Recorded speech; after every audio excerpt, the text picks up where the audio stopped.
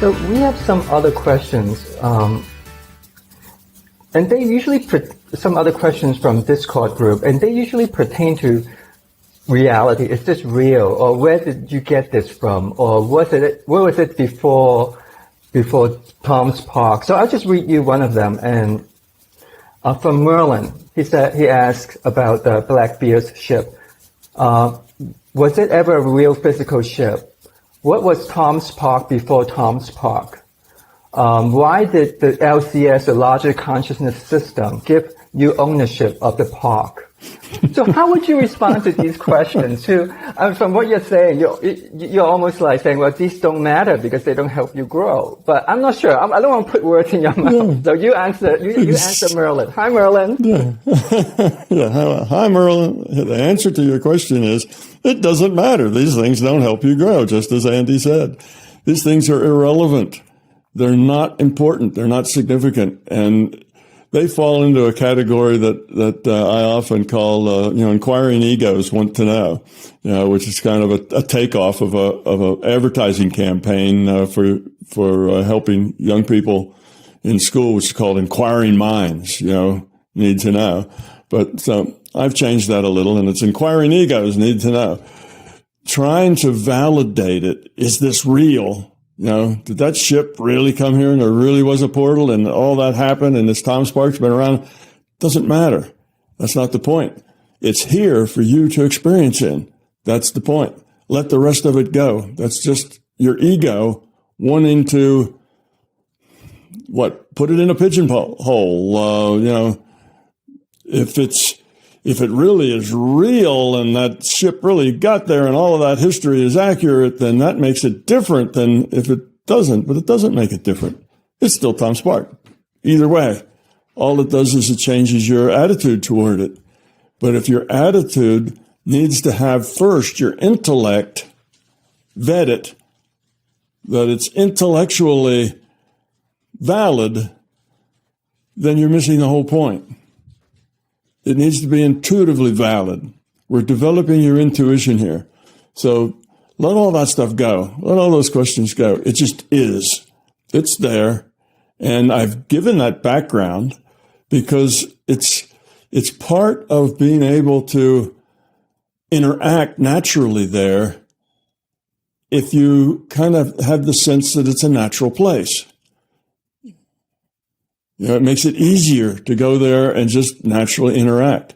So just take it that it is. It is just the way I describe it. It is. And it's there for you to use. And anything else is distracting and not profitable. The rest of those questions just lead you away from what's important toward things that aren't important. They're all intellectual verifications or intellectual judgments on its reality. But reality is information. This is information. It's real. All of it. Use it. And as you find things that you need to change because they just don't suit you so well, change them. That Tom's Park will eventually become, your park. I just give you a place to start. You can create things there. If you want to have a canoe with a sail on it because you want to, go sailing in your canoe, well, just make one. Put it there. You see, and that'll be part of your park. I didn't put that in my park, but I just gave basics. And now I'm going to let the people who use the park create something themselves. And I wanted to lead people to the edge of experience and never tell them what to experience. Because that way, they will eventually grow into that. But if you want to try to judge it too much in the beginning, is it real? Then wrong question. Of course it's real. Use it. So along the same line of, is it real? Sometimes people ask, is it true?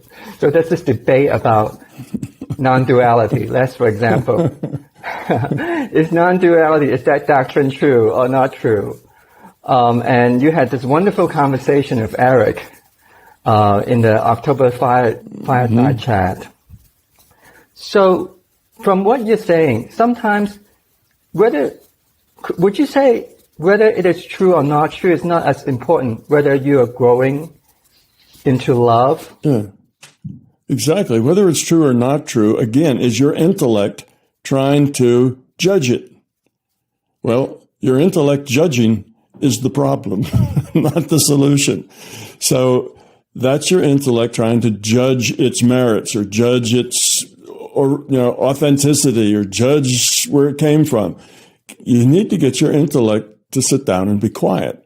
This is not a game for the intellect to play. This is not an intellectual game.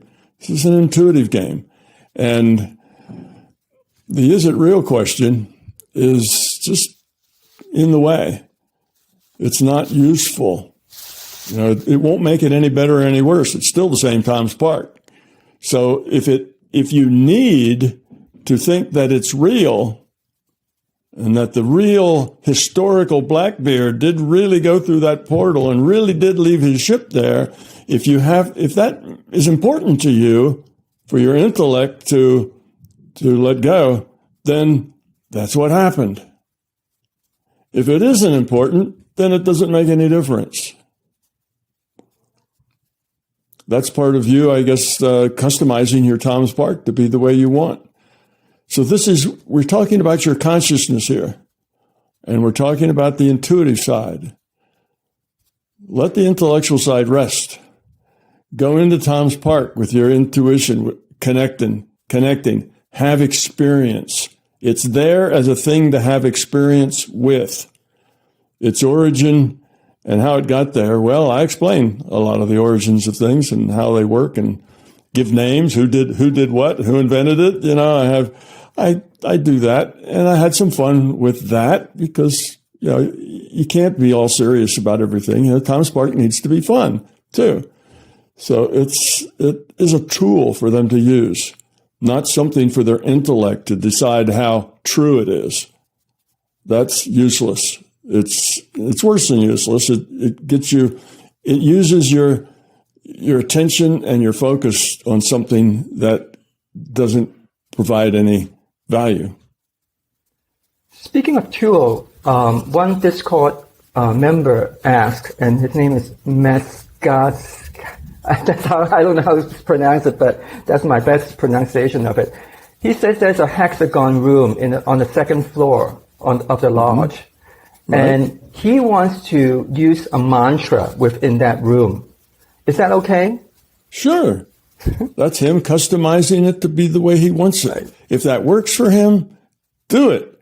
And, if you want to add things, you can add things there. You can add another whole building if you want. You can customize it to be the way you want it. This is a place your consciousness is going and making choices. If one of the choices you want to make is to use a mantra or to have some something you say, some tool that you use, then fine, add that to it. Your consciousness, your tools, your experience. It's my part, but that's just to give you some place to start. So, Tom, a question comes to my mind, and that's the role that engaging with Tom's Park as a community plays. So you've made it very clear that this is a single-player game, and it's usually best just to approach it that way and not try to make it a multiplayer game or try to do it that way. And with that said, a lot of us have found it beneficial to connect with other MBT friends. And even if we're not necessarily trying to make it a multiplayer game, we're going to the park at the same time and then sharing experiences. So could you comment on the role that this plays, not only for an individual's journey, but as a community together? Yeah, I think that is a fine thing to do. Go with your friends, go there and see. There's, two ways in which you can interact there. One, with your friends. Not necessarily with the staff that's there. Okay, the staff is there always for you to interact with. But if you go with a friend and you both are doing this at the same time and you see each other there, all right, now, so what does that mean? You say, oh, there's George, my friend. Hi, George, I'm over here. And then you and George go do something. Do something together. Do something memorable together. Go race each other around a jet ski track. Go hiking, and see things. And then when you come back, talk to George and say, hey, George, this is what I saw us doing. And George can tell you what he saw the two of you doing. And there's really three possibilities here. One is that they don't correlate at all. No correlation between them. Well, that's okay, because you had the experience and you had it with George. And that's fine. George now was a player being insinuated into your data stream by the larger consciousness system. And you interacted with him. Now, whether the George that's your friend, the physical avatar George, whether he's aware of that or not, doesn't matter. That was George as played by the LCS. Well, George is actually played by the LCS. That's what it means to be an avatar, is that you're played by consciousness, right? So, whether or not your friend George has that in his memory or not, or whether you have what George thought you and he did in your memory or not, really isn't important. Okay. Now, the system will play George just as it plays George being George. So the system is playing George as George. George is an avatar. The system is consciousness. So there's consciousness playing George. And now in Tom's Park, there's still consciousness playing George. And whether both of those representations of George have the same memory or not isn't important. All kinds of things happen in our minds that we don't remember. Many people don't remember dreams very well. They just get bits and pieces of them. So there's lots of things can happen to us that drop out of our memory or never even get into our memory. That doesn't mean that they aren't real. They aren't significant. So that's one way, is that there's no correlation. Now, a second way is that there is correlation. You do see a lot of the same things in the same order, and some unusual things happen, like George trips and falls flat on his face while he's trying to, climb up a big dead log, something like that. So that's kind of a unique thing. And indeed, George may say, yeah, I tried that and I fell on my face. So there may be correlation then between the stories. That correlation can happen two ways. One, because you're thinking of George and he's thinking of you, your consciousness to consciousness communications may be taking place. Your consciousness is sending, your thoughts to him, and he's getting your thoughts. You're getting his thoughts. So you've got this consciousness to consciousness connection going on, and you indeed are getting information like that. Okay.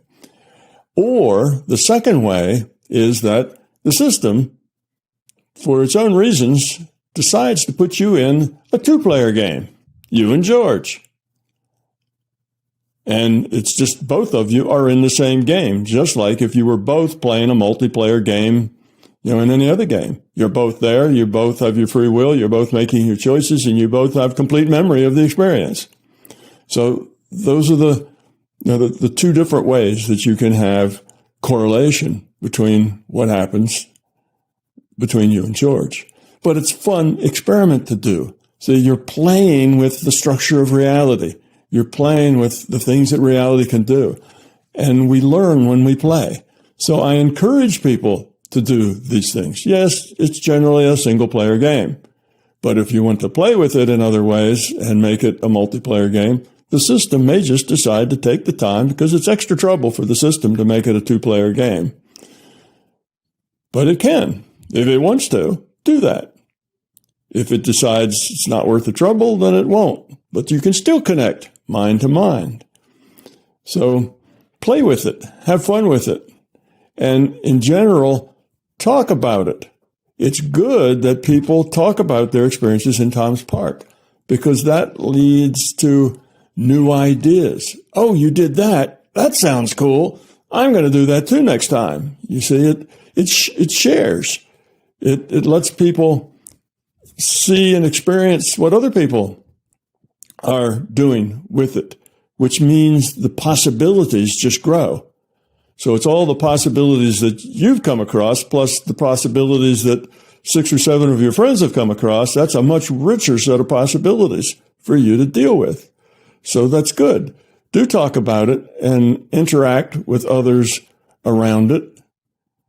And whether you're doing single player or double player or just connected, doesn't matter. It all adds and makes the experience more rich.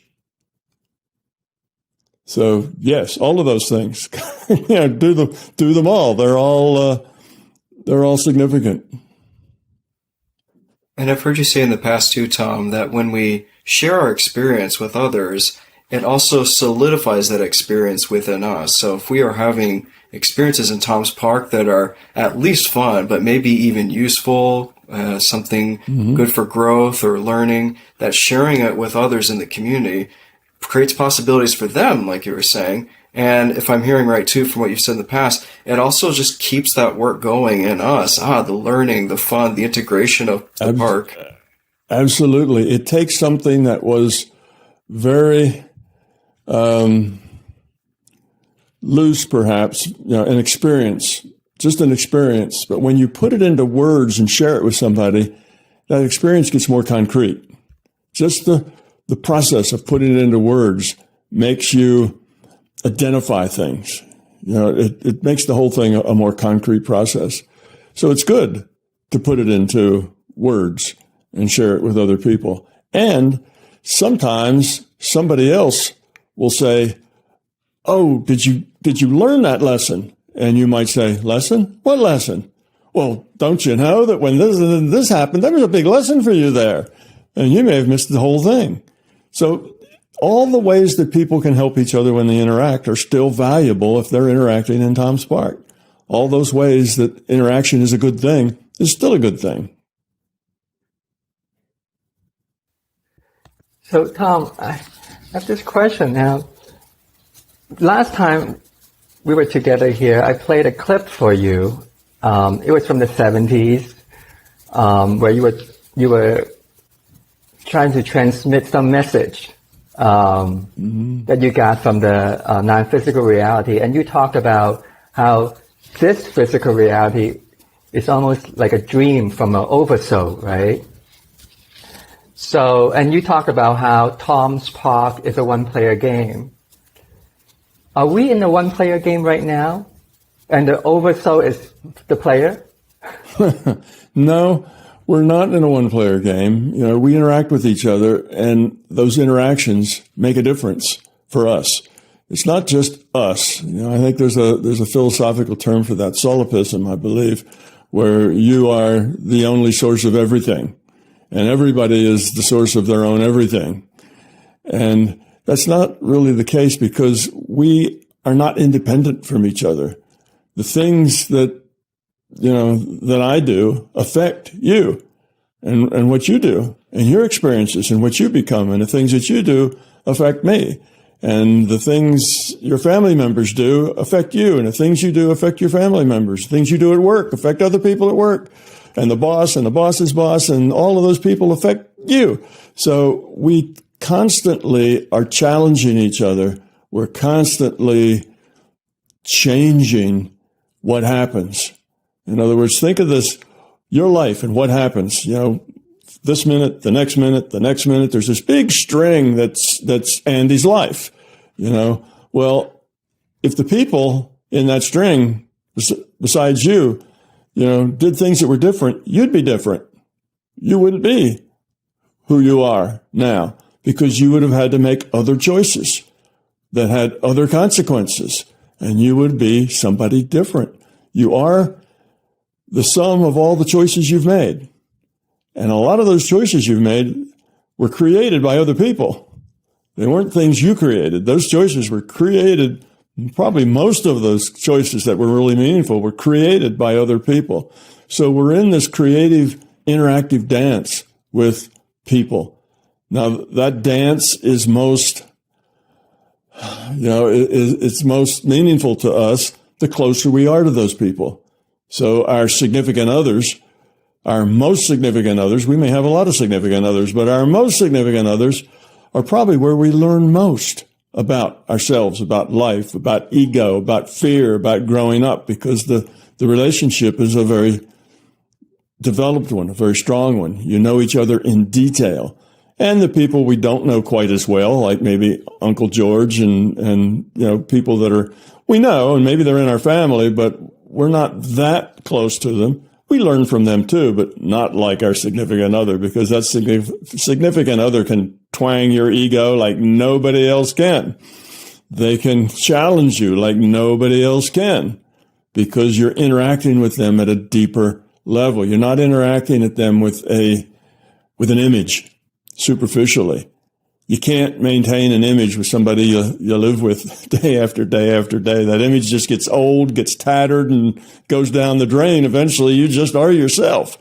Whereas the people at work, you can keep an image up. You can keep that image up with the work people all the time. With your boss is even a different image. That's easy to interact with people with your image. But the people you live with, your image is something you create, and it's too much trouble and too hard to keep that image going all the time. It exhausts you. And eventually you get overwhelmed with the exhaustion of trying to maintain it, and you just act like the way you are. You're authentic. And when you're authentic, that's a lot more meaningful. And your significant other people that you're authentic with, they get lessons, and they give you lessons, because that's real life. That's where it really is. Fortunately, everybody doesn't interact with you that way. If we had 50 people that were like our significant other, we'd probably, burn out before we were 10 years old. But we just have a couple of significant others, maybe, they're maybe just our core family members or our mates or whatever. But we have a few of them, and they all change us. And we change them. So it can't be just, I'm Tom Campbell and I've created my own universe, because my universe is very much changed by what other people do, by other people's universes. So you have all of these people. Now, each one of these people is walking around in their own reality. That's true. Each person lives in a singular reality that they have created by the way they have interpreted the data that they've received, since they've been aware avatars. So they create that reality. And we don't always understand each other because we're in different realities. I mean, we can see that socially. Right now, socially, we obviously have, 30% of the population lives in a totally different reality, than the 70%. And some months back, it was more like 50-50. But in any case, we each have individual realities. That's true. But we share our decision space. We interact with each other. And how others interact with us changes us. We wouldn't be the same if we were just made it up. Matter of fact, that's why the larger conscious system had to split into a lot of IUOCs, individuated units of consciousness, because if it's just one thing, it's very limiting. When you're just one thing trying to make up your whole universe, you're just very limited in what you can come up with. But now you got a bunch of other things all have free will, and you have to deal with that free will that they have, and you have to deal with their reality and their viewpoints and their needs and their wants. Now suddenly your reality is a lot more complex and has a lot more interesting ways to grow up in it. It's a lot more challenging. So the system had to break apart into pieces because that creates a much richer decision space, a much richer set of possibilities to grow into. Just one monolithic thing is going to be dull. You'll think all the thoughts you have, and then you'll you're done. You maybe come up with a couple of new ones every once in a while, but novelty becomes harder and harder. But bring in somebody else that doesn't have your reality, and the two of you interact. Well, all kinds of novelty gets generated on the spot. In your trilogy, in your dedication, you wrote, "To the one, your most constant, consistent, and challenging teacher." I did. Talk about that in the context of the significant other. Well, yeah, just what I said. That's my significant other. That's Pamela, my wife, and she challenges me more often and more thoroughly and more difficultly than anybody else in my life, and she always has, and she probably always will. That's just the way it is. She will challenge me in ways that nobody else would or could. And that's because we're together all the time. We're together. We have to deal with each other just as we are. There's no image. We just are how we are, and we each have to deal with that. And that means that you have to get your own ego under control because, your ego has to deal with her ego. And if your ego and her ego are constantly fighting with each other, well, that's dysfunctional. Well, then you got to fix that. Well, how do you fix that? Well, you can't fix her ego, so you have to fix your own. That's how she's a teacher. She teaches you that if you don't want the dysfunction, you have to fix yourself. And that's what a relationship with a significant other will tell you. The idea that you and your significant other will never have, issues or conflicts or see things different ways or would always, have exactly the same thought at the same time. Of course, that doesn't happen. You and other people, have to, when you're interacting with these other people in a very deep way, you have to change who you are or it's not going to work. You have to get rid of that ego. You have to be willing to do it somebody else's way, not your way. Not only you have to be willing to do it, but you have to see the value in somebody else's way. It gives you a whole set of new things to learn and ways to grow. So that's why relationship is the big teacher. That's how we really learn, is in relationship. And that's one of the reasons that I added so many interesting staff people in Tom's Park, is because you can have a relationship with these people, a real meaningful relationship, just as meaningful and just as significant and just as real as the people you meet in this reality. It's just a different reality.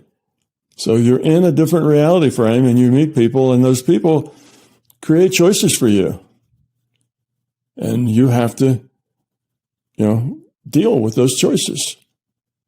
So that's that. Now in Tom's Park, there are not going to be as many hard and tough choices you're going to create for you because it's a kind, gentle place where everybody's nice.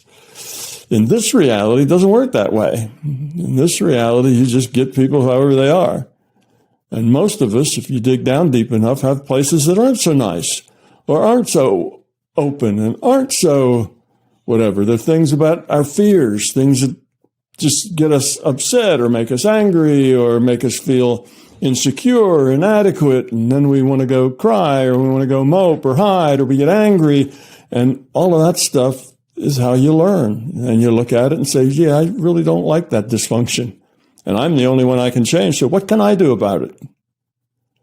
So, yeah, your significant other is usually your toughest teacher and your most effective teacher. And I don't know anybody that has ever found it any other way. I mean, that's just it. When you have a deep relationship with some other human being, they're going to change you. And they're going to give you opportunities to change yourself, I guess is a better way to say it. So, Tom, with the intention to change, there's the intellectual level and there's the being level. And this is very much also relevant to Tom's Park because your intention for going to Tom's Park is very important. Is it a carnival ride, or are you really going there with the intentionality to grow up? And, someone like me might be like, okay, intellectually, got it. But deep down, I'm still working on getting that intuitive being level intention. And so when it comes to relationships with Tom's Park, what might be, if you could speak to like attitudes or tools, how to help someone like me cultivate a deeper being level intention, not just intellectually, but really from the heart space as a metaphor? Well, using Tom's Park as a tool, I think that will develop over time. The more minutes you put into it, the more hours you spend there, the easier that's going to be able to, you're going to be able to do that. When you initially approach it, your intellect is just going to be full, all kinds of things. Like Andy says, is that real? Was the real Blackbeard really do that? And so on. And you can have all this intellectual stuff. It's just going to be there because that's the way you are. You deal with things with your intellect first because our culture's taught us that that's the right way. And besides, the imagination is just junk. So you're going to approach it intellectually more in the beginning. But the more you get involved in it, the more you interact with it, the more you make it multi-sensual. It's not just hearing and seeing. It's all your senses. The more you do that, the more you kind of dissolve into the story that gets created on its own, then the intellect is going to have fewer and fewer questions. It won't care whether Blackbeard actually did that in our history or whether it did. That won't mean anything. It won't make any, you never even think of it. People think of it now because they're just intellectually connected. And all the intellect wants to ask all those questions. So I'd say just work with the park and you'll see that as time goes by, you'll find your own reasons for going there, even if you're not sure what they are.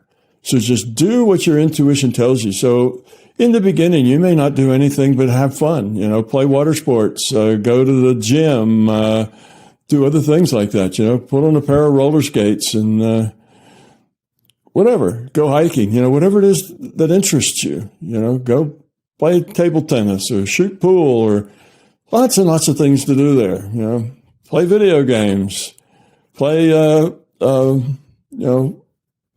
VR games. There's a whole room full of just VR games up there. You can just do things that are fun. And the more you do it, the more you will drop your intellectual issues. You will strengthen your intuitive issues, and the whole thing will just take you into an intuitive space. And you will kind of answer all those questions just naturally. I think that's one of the good things about Tom's Park. You don't have to figure it out. You just play, and it will figure itself out as you play with it. You may think that you're going to go there to learn this. I'm going to go there to go out of body or something. But if you just go there and interact with it, that'll probably all change. It'll probably change, and you will discover more of what you really want to do while you're there without your intellect trying to figure that out for you.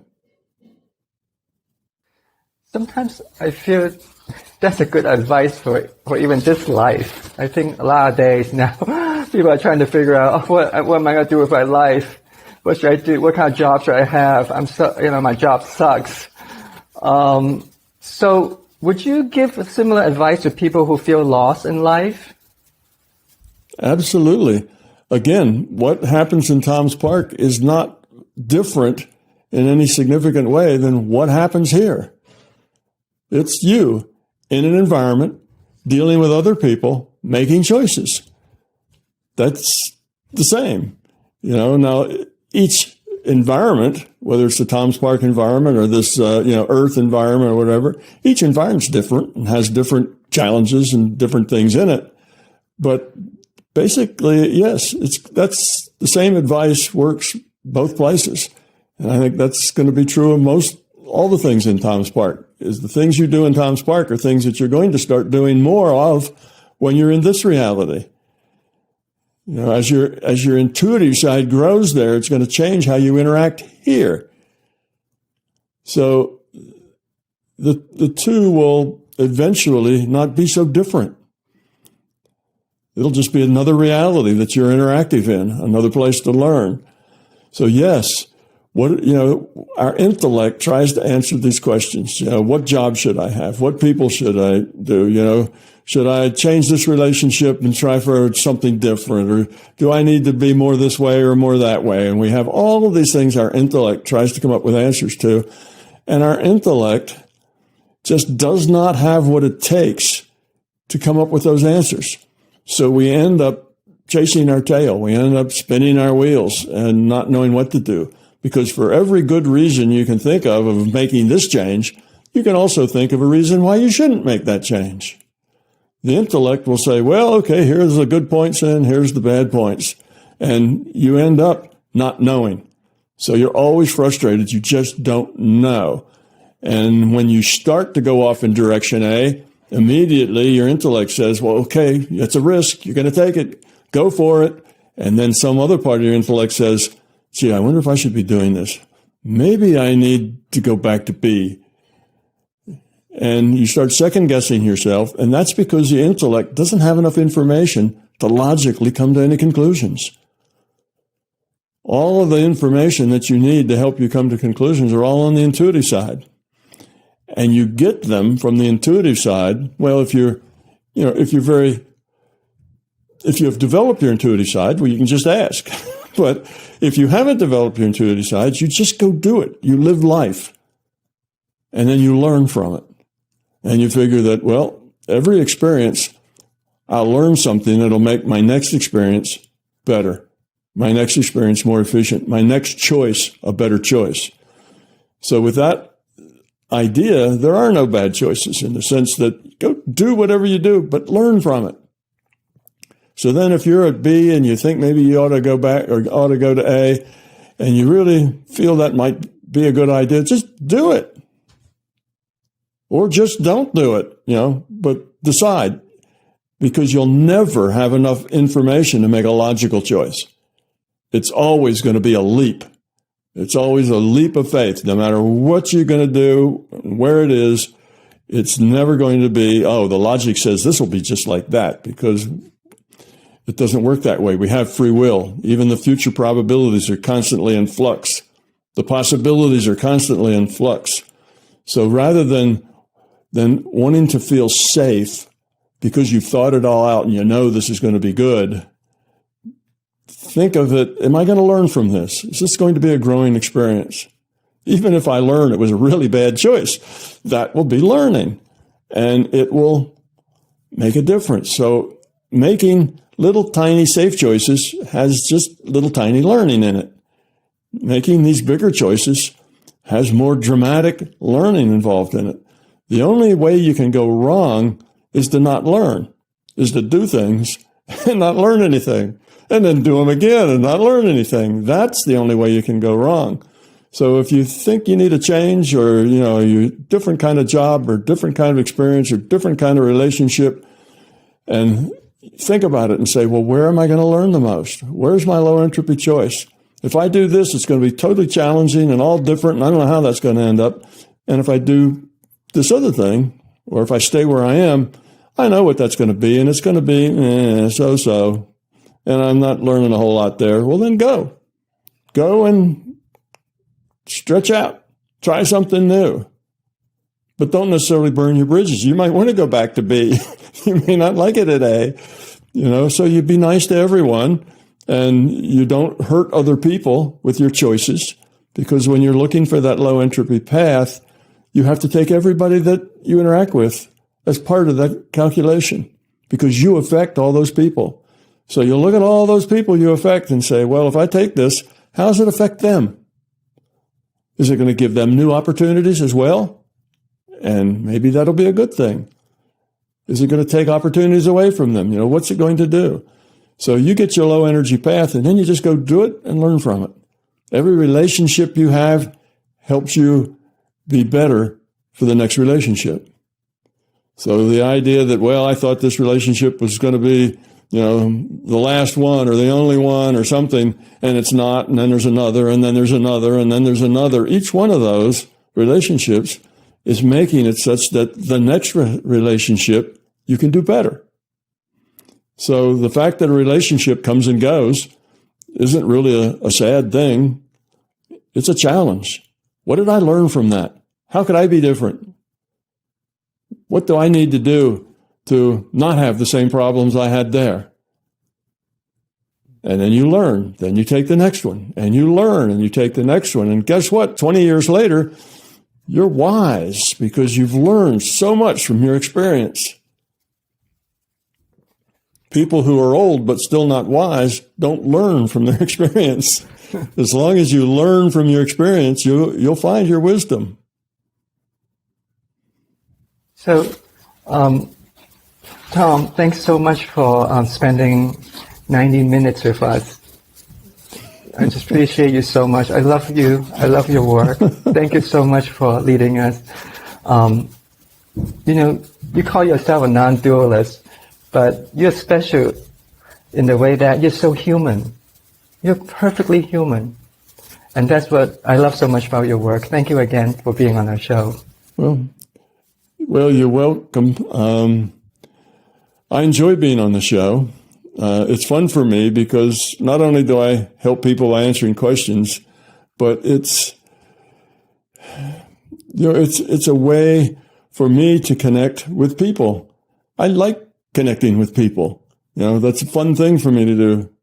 And I particularly like being useful to people. So it enables me to be useful. If I just sit here by myself, I'm not as useful unless I'm actually writing another book or doing something like that. So this is good for me as well. I enjoy it. I get a sense of where people's minds are, what they're struggling with. It makes it easier for me to be helpful as I learn how people out there are. And that's important for me to keep that information because I live in what most people would find a rather strange place most of the time. And it'd be real easy to just lose touch with the way people are and the issues they had and the problems they're struggling with. So I try to keep in touch by interacting. So I learn from this as well. So it helps me and it helps you. But, when you made a thing that I come across as human,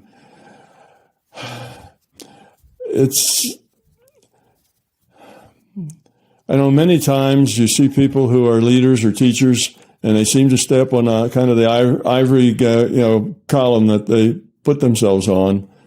But that's something they need to grow out of. It's hard to help people if you're condescending. It's hard to help people if you feel like, you're better than they are. Because other people can feel that. They feel that, when they get that message. And that message is not one that helps them. If they feel insecure, they feel even more insecure. So if you really want to help people, then the easiest thing to do is just be who you are. And that will make you more helpful than if you try to make people look up to you or try to make people think that you're wonderful or try to make people think you have all the answers. If you do that, then you become dysfunctional. You're not helping people. Because everybody, we connect mind to mind, right? Conscious to consciousness, communications are going on all the time.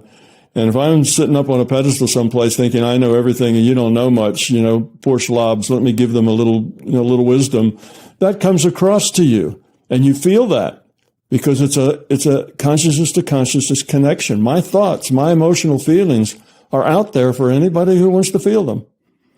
And so are yours. So they're all there and we get it. Even if we don't intellectually get it, we get it at the intuitive level. And you can't be helpful to people if you can't meet those people where they are. If you're someplace else, if you're trying to be a teacher, you have to start from where your students are. If you start from where you are and say, well, I know all this stuff and you folks have to learn all this stuff so you're like me. That isn't helpful to anybody. You have to go to where they are and help them take just one step. And after they've taken that one step, maybe you can help them take the next step. But, they have to take the steps. You can't grab their leg and, lift it up and move it forward and set it down and say, there, they took a step. That doesn't work. You can't do it for them. You just, so they have to do it. And you need to appreciate how hard that step was, how difficult that step was, and what they had to surmount in order to take it. That's important. That's being where they are. Instead of saying, oh, it's easy. Just do it. It's really simple. Grow up. Get rid of your fear. Sure, you can say those things, but it's not helpful to people to hear that. That's not on their, that's not on anybody's way to really understanding if you say those things. I mean, you can say those, but you need to also say more. You can't just say those things. Otherwise you make people feel like they failed. Well, I'm not like that. Why I'm not like that? Well, I guess I'm not good enough, or maybe I can't be like that. Or it's just beyond me. I couldn't do that. And then pretty soon you've done more harm than good. You've got people thinking negative thoughts, and they're going backwards. So, yeah, everybody communicates telepathically, whether we know it or not. And all these little messages and attitudes, we all know when people feel that way. And it shows. So that doesn't mean that you should be that you should have a better image so that people don't notice. It just means that you should be authentic and be willing to share what you are and your feelings so that you don't have any secrets. You don't have any things you have to hide. You just are, and people can read it, and that's good. So that's kind of my attitude about, interacting with people. And I do enjoy these things because I get to talk to people who are on the path, who are trying. And I get the questions from people that I've written in questions to you or friends of yours. Where are people and what are their struggles like? And I want to know that because I need to say things that help people, not say things that frustrate people. Now, I'm sure I say a lot of things that frustrate people, but hopefully I don't just do that I occasionally get something that really helps someone. And, the same thing that I say that really helps you, Andy, might frustrate Nathan. They're not all just, here's the frustrating things and here's the helpful things. That's a mixed bag of all of that. Sometimes what a person needs is just to say, well, just do it. Don't worry about how to do it. Just go do it. You can do it. And sometimes that's just what they need. And other times that frustrates them to no end. So when you're talking to 100 people, or then later on the internet, you're talking to, 50,000 people, it's a mix of what you say and how many people you frustrate, and how many people you illuminate, and how many people you encourage and how many people you discourage. It's hard to say, but you try to somehow hit that happy medium where you do the most good and have the lowest entropy possible for all the people who are going to listen. I think it's safe to say that you have been doing a great job because of all the followers and all the love that you pour into the MBT community. So thank you so much, Tom. You're welcome, Andy.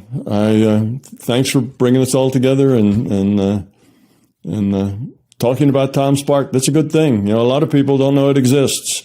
So maybe this will help other people understand a little bit about what it is. What? A $79 book? You got to be kidding me. I could buy 5 books for that. I can see, but people need to understand, what it is and what it can do. And if they're ready for it, not everybody's ready for it. You could hand it to some people and they would not be ready for it because they're convinced that anything that's in your imagination is junk. So it's not for everybody, but for those who really can use it, I think it's going to be a good tool, a fun tool, and a very successful tool. You just have to keep working at it until you find yourself there, until you start customizing it and making it your own. Would you come back and talk to us again? Of course. Thank you. Of course. And I want to thank Nathan Renm for joining us as a co-interviewer today. Thank you so much, Nathan. Thanks, Andy, for inviting me, and thank you, Tom, for being here. This has been a total joy for me. I really, really appreciate it. Thank you, everybody. Until next time. Okay, so long. So long.